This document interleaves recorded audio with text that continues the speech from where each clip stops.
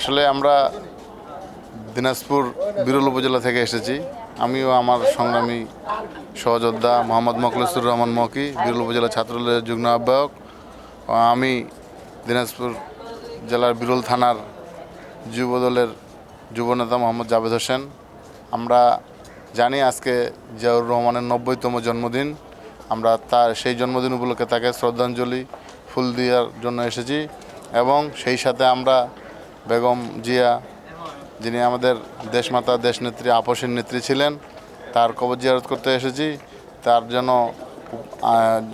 জান্নাতবাসী হয়ে যেন তিনি তার মনের আশা আকাঙ্ক্ষা যেগুলো ছিল যেগুলো সমাপ্তি হয়নি, সেই সমাপ্তির আশায় এসেছি। যেন আমাদের বাংলাদেশ বর্তমান চেয়ারম্যান জনাব তারেক রহমান, তিনি যেন তার মায়ের সকল ইচ্ছা যেগুলো ছিল সবগুলো যেন তিনি পূরণ করতে পারে।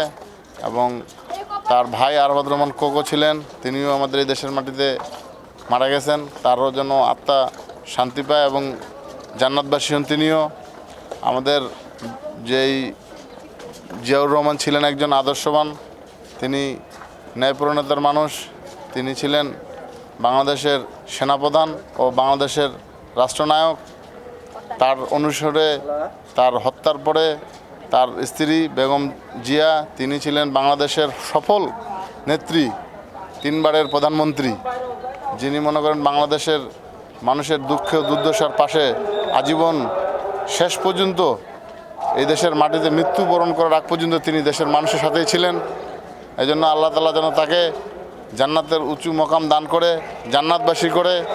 এবং সেই সাথে আমাদের বর্তমান চেয়ারম্যান তারেক রহমান, তাকে যেন আল্লাহ তাআলা আরও দীর্ঘজীবী করে দেয় এবং বাংলাদেশকে শক্তিশালী রাষ্ট্র হিসেবে তৈরি করতে পারে। এই জন্য আমরা সকলেই মিলে 12 তারিখে তার পক্ষে হয়ে ধানের শীষে একটি করে ভোট দিয়ে তাকে প্রধানমন্ত্রী করব ইনশাল্লাহ।